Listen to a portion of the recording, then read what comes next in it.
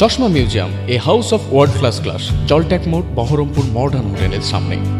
BJP কর্মীদের মারধর রেলযাত্রীকে, বন্ধের প্রতিবাদ করায় সকালে মুর্শিদাবাদ স্টেশনে ৩ নম্বর প্ল্যাটফর্মের রেল লাইনে বসে পড়ে বিজেপির কর্মীরা বন্ধকে সফল করবার জন্য।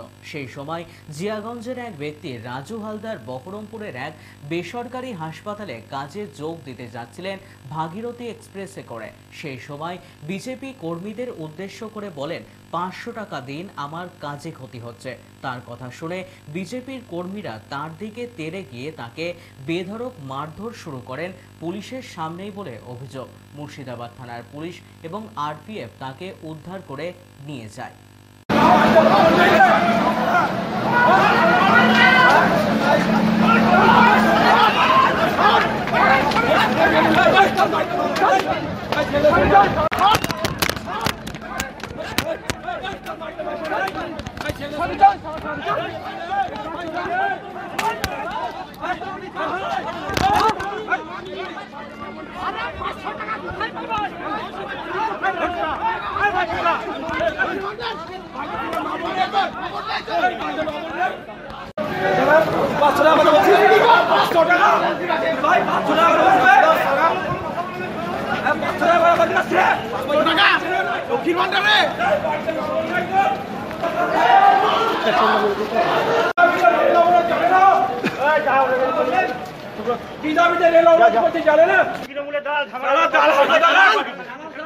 তৃণমূল পার্টি